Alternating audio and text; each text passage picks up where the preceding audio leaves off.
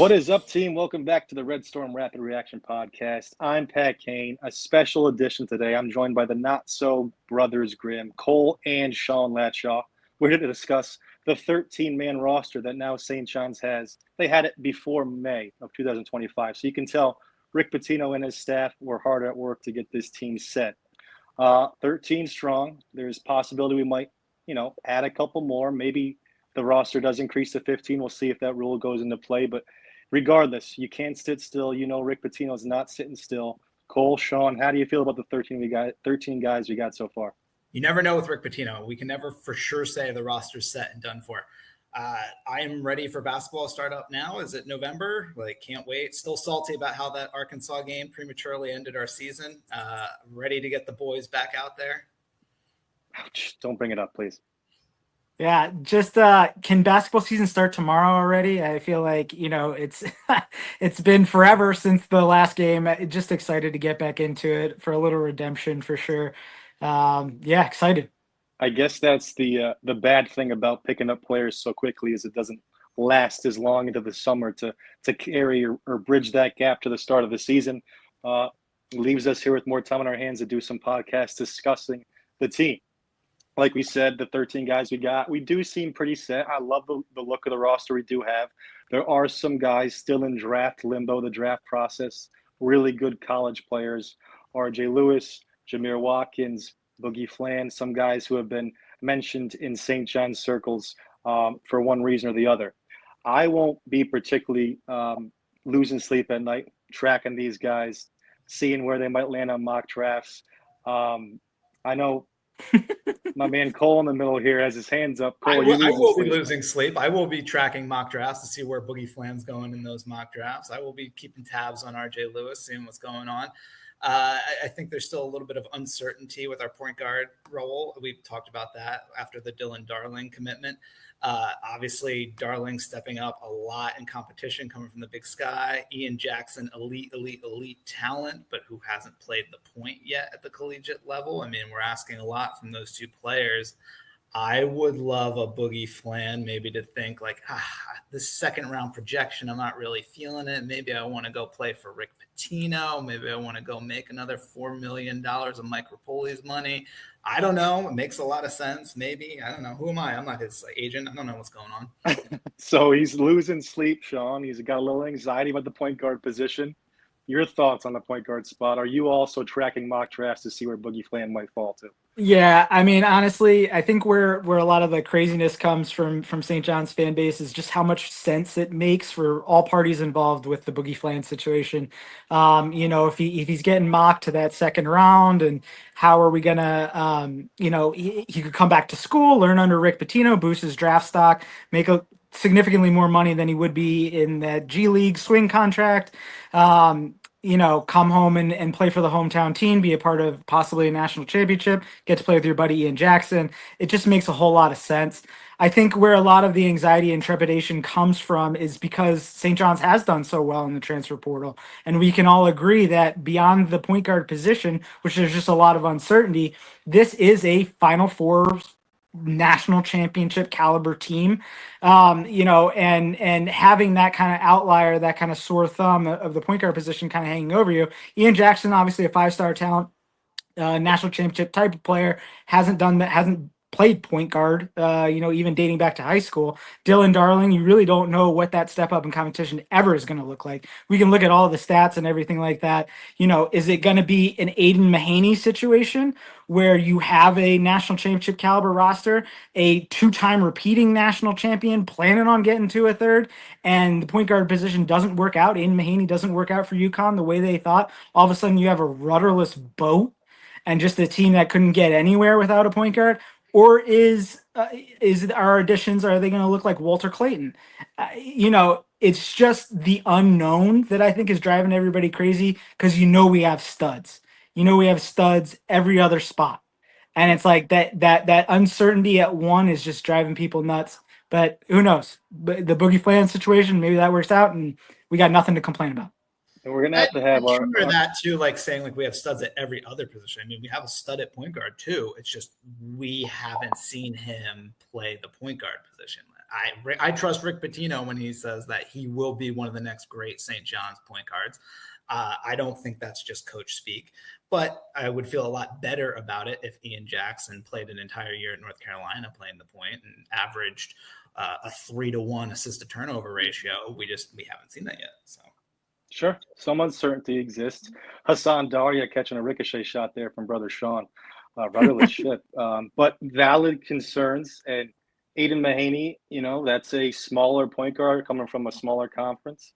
Was a sophomore, had success as a freshman and a sophomore, and really laid an egg. So that's not an unreasonable point to look at. There are examples of guys exceeding when they move up in conference. So we'll see. I love the tape on Darling. I've been deep diving. I mean, there's hours of tape out there if you really want to go look at our friend, oh my darling, Dylan Darling. But it's valid. And Boogie Fland has proven at the college landscape as a freshman, had wonderful stats, even though his team didn't have wonderful success. You could say the same thing about a lot of the transfers we're bringing in, just because they didn't win at the previous stops. Is that going to prevent them from winning at St. John's? I do wonder if Rick would have Rick and Ian Jackson. We say it's his buddy, and we say that he would learn from Coach Pitino. Would he have any issues with what he sold Ian Jackson? Would Ian Jackson is he really coming to St. John's with the belief that he'll be handing the ball in at least 20 minutes at the point guard spot, and that was the driving decision? Or would he be able to, take a little bit more of a backseat, at least on the ball, for his buddy? People refer to him as his friend. I don't know the relationship too close. I know they're both from New York City, both McDonald's All-Americans. But would they really be able to, would that be enough to sacrifice and I don't know, take away a little bit of limelight? Or would they be perfect? Would they be the perfect fit? I don't know. I can't answer. I mean, Jackson played off ball a lot last year at North Carolina. So, I mean, him playing off ball is not a question. Yeah. Yeah, he looked tremendous at times, especially during that little 7-game sprint there in the middle of the season for North Carolina. I don't know. It's an interesting question, and I will be very interested to see what happens should Boogie pull his name out of the draft. Well, we're going to need our buddy Ryan Olson to get some, 3 a.m. spaces going so the Latchar brothers have some place to go in there. They're losing sleep checking out these mock drafts in the meantime. But like I said, St. John's for the time being does have 13 guys on their roster. The two most recent additions, we'll talk about them quick. Kelvin O.D., a 6'4", top 75 recruit, previously committed to West Virginia, from Rhode Island. 6'4", strong guard wing, really good athlete. His quotes were tremendous. Really seems like he's about the right things, coming in to enjoy the process, to get better, understands nothing will be handed to him early. And then 6'11" big man, Hanji Tamba. No chance I got that right, but we'll see. A 6'11" big man. He was the conference's defensive player of the year in NIA last year, playing for Milligan University, I believe, someplace I had never heard of until I started looking into Hanji Tamba. But he was originally enrolled at Tennessee, did not play his freshman year, did play 2 years at Weber State, did not put up any numbers of significance there. But he is a big body, and we've said countless times, throughout this transfer portal season, that it's hard to fill that fifth big spot with someone who's legitimately looking to come in and make an impact. And if Hanji Tamba can play 5 minutes of good defense, I think that's a really good baseline for your fifth guy in your front court. But it's really just a guess at this point, and we're going to have to trust our fabulous coaching staff to do the research and know that he's capable of helping us out.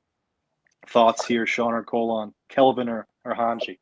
Yeah, I view Tamba kind of as a maker replacement. I mean, obviously a huge body that will be an invaluable asset to have from a practice perspective, a depth piece in the 5 and 4 big man spots, like where you hope you don't run into any injury issues or anything like that. Should you, then you have a somewhat quality big man come off the bench. The Odie thing is also interesting. He said all the right things. 4-star recruit, somebody of that caliber coming out of high school, you would wonder if they would have any type of ego and sort of demand playing time. Doesn't seem to be the case at all by any of his quotes. I know me and Pat have two very different opinions related to recruiting and high school recruiting. I personally put a lot of stock in the ratings, specifically from 24/7 recruiting. I think those people are professionals who are paid money to scout college, high school players, and now transfer portal players. Just for comparison's sake, Kelvin Odie is currently the 75th player in 24/7's high school basketball rankings, 6'4", 190. Jaden Glover, coming out of high school, was the 79th recruit in the nation, 6'5", 190. Now, their games aren't similar. Obviously, we know Jaden Glover was a sharpshooter, supreme athlete coming out of high school. By all accounts, I should say by a lot of accounts, Odie is a lot more farther along developmentally, that he, despite Rick Pitino saying we are definitively not recruiting any high schoolers, that he actually is pretty advanced from a body perspective, from his game perspective, to where actually he could be useful as a true freshman, despite Rick Pitino's unwillingness to play true freshman. Where exactly are those minutes going to come, though, is more my question. I mean, you have Jason Sand, you have Isaiah Sellers, you have a Dylan Mitchell, who we're not sure, is he really going to be playing a lot of minutes at the 4? At the 3, you have Bryce Hopkins, who's going to command a lot of minutes at the 4. And there's a lot of people clogging up minutes-wise between the 2, the 3, and the 4. I don't know where Kelvin will get a ton of minutes, but I mean, obviously elite talent, obviously a kid who seems like he wants to learn and improve under Rick Pitino. So more than happy to have him on board. Just a very interesting commitment. Yeah. And not to belabor the point, but I think if Rick could write a script for what he would want a high school kid to say after they commit to one of Rick's teams, I think he would have written exactly what Kelvin said. He has the building blocks. It's the want to. That for sure kind of sparks my interest with Kelvin. 6'4" for like a kind of like a true wing slasher. But he does have the jumper that can be improved upon, has a lot of the athletic traits that you're going to look for, can really hound you, get after you defensively. A lot of things to like. And you hesitate to say anything like developmental or anything like that, but a lot of the traits that not only Rick likes, but Rick can certainly improve upon. And obviously the kid wants to get better. So I think it's the perfect situation for a kid like that. Yeah. And what I'm about to say here, I can already picture Cole's eyes starting to roll. I think as a freshman, he's got a lot more potential to be a better player than this. But I think as a freshman, he'll be, the understudy for Aya, that the physical, defensive, grind it wing really makes it tough for guys, physical, athletic, not so polished offensively quite yet. I think as he progresses, he might have a little more offensive upside to be more of a 2, more of a scoring guard, whereas Io might be more of a physical 3/4 in a pinch. He might be that 3/2. But I could see him being his backup this year and getting those deep minutes. Not that Io is going to be getting, exorbitant amount of minutes, but he'll be getting, 10 plus, I would imagine. And I could see Kelvin kind of following in his footsteps, picking up some, I don't want to call it scraps, but some developmental opportunities as a freshman, picking his spots, and then as a sophomore, finding more of a role. Hopefully he's in it for the long haul. You mentioned Glover, and you mentioned sharpshooter. He was definitely a shooter. I'm not sure about sharp, but 79, and he didn't decide to stick around to see if that potential would get untapped here at St. John's. Unfortunately, that's the case for a lot of guys. So hopefully, what Kelvin says is from the heart. He means it, and he'll continue to work hard no matter if the minutes are there in year 1 or not. Speaking of his freshman season and who he might be playing, we got to give credit to our guy Dave over at the Eye in the Storm podcast. Broke some news this past week, some national news. St. John's gets the nod in the CBS Sports Classic. They'll be playing Kentucky in December in Atlanta. The other game that day will be North Carolina and Ohio State. Obviously, the undercard there in the doubleheader. Thoughts on seeing Kentucky in December next year, Colin Sean? I just think that what a crazy out of conference schedule we're going to have between this and obviously the Las Vegas Players Tournament. It's just going to be a really, really stacked out of conference. We're going to be well tested coming into Big East play, which is awesome. And also, like, shout out to Dave, breaking news. I saw like BBN Kentucky Twitter was all over retweeting his stuff. He was the first person to have this out there. So tip of the hat. Cool.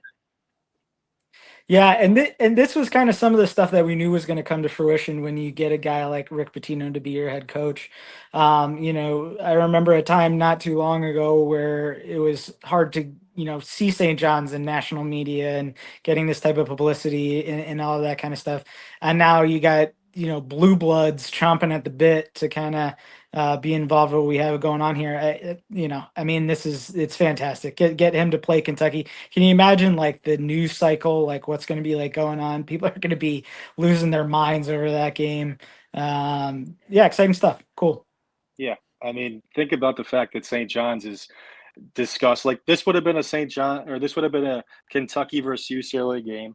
And instead it's a Kentucky versus St. John's game. And I'm going to say national, but it's college basketball national news and St. John's related. And it's because of how good of the season St. John's had, the notoriety they got, the buzz that they developed. And obviously the Kentucky and St. John's connection is driving the boat. But, if we don't have the success we had last year, this is not as meaningful as a game this coming season.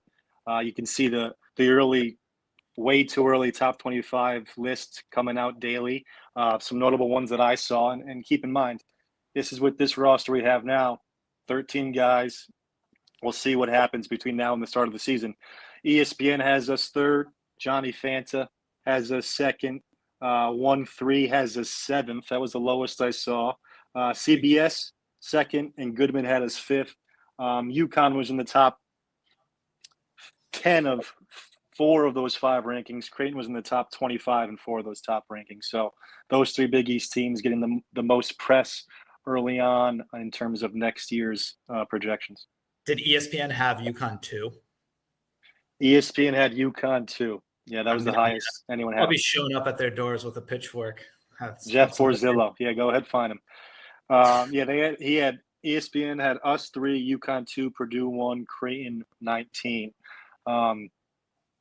UConn is, with the return of Caravan, they've got a formidable roster. They've got some, quality guard recruits that we were after ourselves. I'd take our roster, but I do think that them being in the top 10 is worthy just on the roster they have. And, let's face it, the success they've had. When you see this depth chart, your first thought here, Sean, aside from your sleepless nights. Yeah.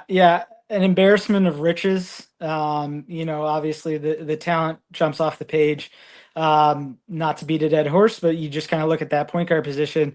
Kind of when we were talking before, I mean, Ian Jackson is an absolute stud, 5-star talent, championship level player, deserves to be in this awesome roster. But you just have to worry about having a true point guard. Somebody who's able to distribute. Obviously, Darling has filled that role. He kind of was asked to score a lot in his last stop. Is he going to be able to translate to the higher level? That's the unknown. But I mean, otherwise, obviously, you're greatly increasing your 3-point shooting. Although I really don't think that the offense will look terribly different. Rick's going to want to get out and run. It's going to be a very aggressive defensive team. And also we have seen, especially from Rick's team last year, a tendency to kind of lean on the mid-range game.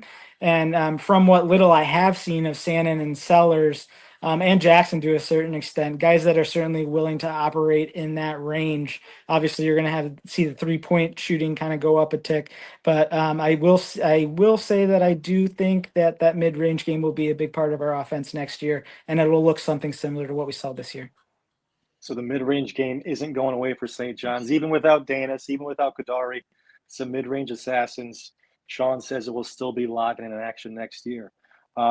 Sean, last week I asked Cole who was most excited to watch from this group. Is there a single player that stands out the most in terms of who you're most excited to see? Ian Jackson's the easy answer, just because it's going to be action packed. It's going to be, up and down, almost like Davon was last year, from the context of just like showtime. Every time he gets the ball, you got to be excited. I would say from just an absolute basketball addict perspective, my answer would be Shannon.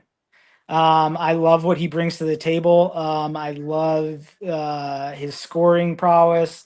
Nobody was really asked to defend last year at Arizona State, but I think, although not maybe as flashy as Captain Jack, Sanon's going to put up huge numbers here. Huge numbers. And I'm just excited to kind of, watch it from the sidelines. Yeah, Cole mentioned you can follow him along on Instagram, putting in a lot of hours in the gym. That jump shot looks beautiful. He's got a knack as a scorer, as a shooter, and he does seem to be getting a little less attention now that we've finished off this class. Similar to Hopkins, we get so excited for these guys early in the process, and then Coach Pitino just keeps dropping gift after gift after gift at the bottom of our tree. And before you know, you forget about the gifts he opened up early on. But yeah, I think those two guards, how they'll pair together, is really exciting to see. Let's just assume for a second that it is Jackson at the 1 and Stanton at the 2, and you could say this whole 5, Sellers at the 3. How will they share not just the shots, but the responsibility of distributing, bringing the ball up the court? Is Stanton totally averse to that? Is Jackson going to try to do that 100% of the time? If it was this 5 out there, I don't think Sellers is really a guy who's going to bring much to the table on a distribution side of things. I think that's fine. I think he's going to be an assassin spotting up, taking advantage of weak points in the defense and being a killer in transition. But, I don't want to dispel your guys' worries about the point guard spot. It's there and it's obvious. I'm just a little bit higher on Dylan Darling than you guys are. And I think some of our best lineups will include Darling with Jackson or Shannon next to him at the 2, or some 3, maybe even 4 guard lineups. We know Pitino's not averse to getting creative in terms of throwing 5 guys out there. And if you have a guy like Zuby, you got a guy like guys like Mitchell who can really control the glass. You can be creative with the lineups you put out there. I think one of the concerns when we talk about Ian Jackson's time at North Carolina and the lack of time that he spent playing the point guard, his negative assist to turnover ratio, 0.9 assists, 1.2 turnovers on the season. You know how you can really flip the script on that assist to turnover ratio? You know how you can really make him look like a bona fide stud at the point guard position?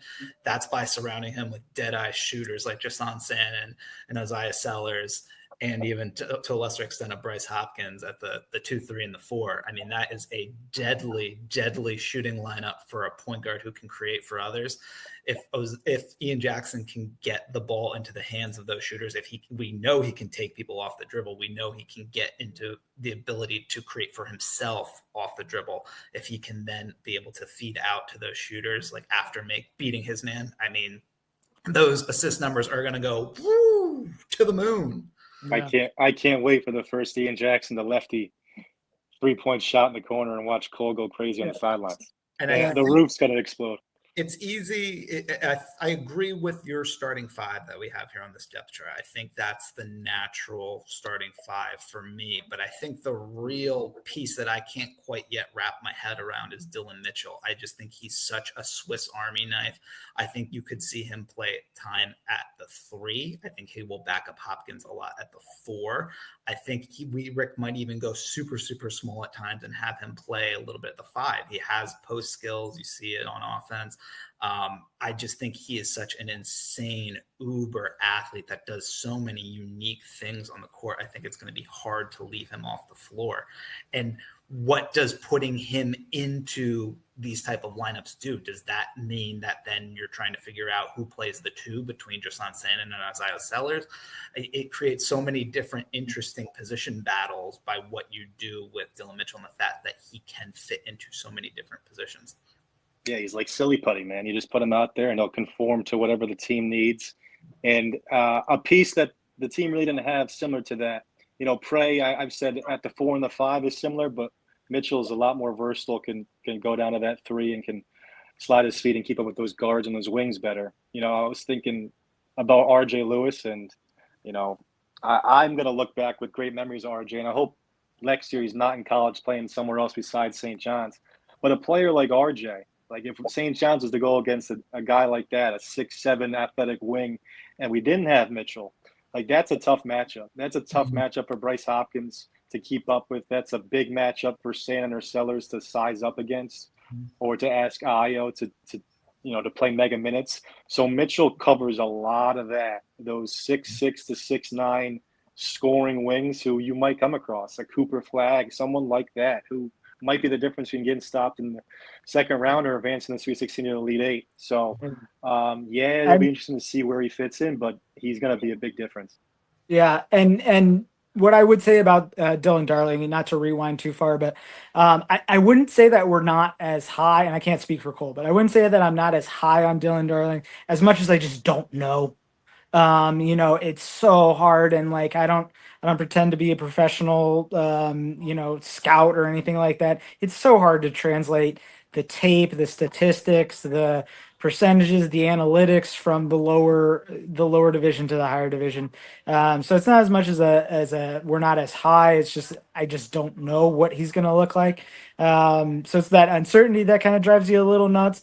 I would say looking at this starting lineup right here, what Ian Jackson does bring to the table from a point guard perspective is a lot of what Rick likes, getting out and running. That was kind of one of his strengths at North Carolina, not playing point guard. I mean, having the ball in his hands and telling him just to, hey, like we're going to run a fast break. Then having Sandin and Sellers spotting up Hopkins and Zuby on a delayed break. That kind of fits perfect. What is to be seen is Jackson in the half court orchestrating an offense. But make no mistake about it, St. John's is going to run, and Jackson kind of fits that ball handling on the run pretty perfect. Yeah, we're going to run and we're going to crash the glass like any other team, as good as any other team in the country, sans maybe Houston. So if there are times when the half-court offense does get bogged down, we saw long stretches last year, and that didn't prevent us from, racking up plenty of wins and being right there at the end. Obviously, we don't want to have those same issues day in and day out, but knowing that we have some guys in place, a fail switch, if you will, and Zuby, who's just there to gobble up misses in case we do have some off nights offensively. But yeah, I think Jackson, whether it's full-time at the point or whether it's on and off or whether it gets moved to, full-time off the ball, I see him having a great sophomore season and being, a huge reason why St. John's is going to be a top 10 team for I would say the entirety of the season at this point. That's my early projection. Put it on a poster, will you? Hang the banners down.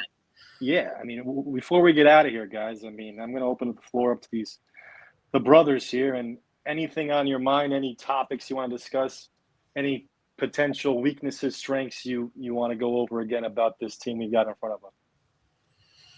No, I think we kind of hit on everything. I think, again, the point guard is the only real potential weakness that I see on this roster. I can't tell you how excited I am for the season to just get underway. I mean, I miss St. John's when, after having a season like we just did, to just have it torn out from underneath of us so abruptly, it still doesn't seem real. I'm ready to get back at it. I'm ready to start rapid reacting every single night with you two guys and chopping it up and having fun and ready for college basketball to be back. Yeah. We only got another 6 months to go. Not much. Yeah. We'll fly by. Sean, anything? Yeah, just counting down the days. I mean, it's an addiction, right? Like it's like as soon as it ends, we got to figure out how we can get more of it. Yeah, just excited, man. I mean, this kind of holds me over, so it's awesome. Thank you guys for having me on here to talk and getting my fix of basketball. Also, shout out, what is it, Chat GPT for the amazing logo there. Well, the inspiration was myself, and ChatGPT helped me put it all together. But yeah, we can give the shout outs. Yeah, hopefully it's well received. We got a new little branding here. Yeah, the Red Storm Rap Reaction podcast. Thanks a lot for tuning in. I do want to mention before we get out of here, a thank you to Van Macon, who was St. John's assistant, who did resign this past week. Van was at St. John's for 6 seasons, 2 with Pitino and 4 previously with Coach Anderson. Was the one piece of that staff who did stay on with the new staff with Pitino. Van had a great 6-year run at St. John's, responsible for getting us Julian, Joel, Posh, other guys I'm sure had a hand in it, but was a major role in getting those guys and some unheralded recruits who turned up to be pros and always seemed to represent St. John's in a first-class manner. I was always a fan of his from afar. Hopefully he will continue coaching and have a successful career somewhere else. But thanks to Van for the time he put at St. John's. And to everyone else, thanks for subscribing. Thanks for listening. Thanks to whoever made that list and put us as the 75th best college basketball podcast in the country. We're not satisfied with 75, just like Cole's not satisfied with this 13-man roster. So we're going to keep pushing out the content. Thanks to everyone for listening, subscribing. Let us know what you think in the comments. For Chris Mullen, this has been Pat Kane. That's Cole Ladshaw. That's Sean Ladshaw. Red Storm Rapid Reaction Podcast.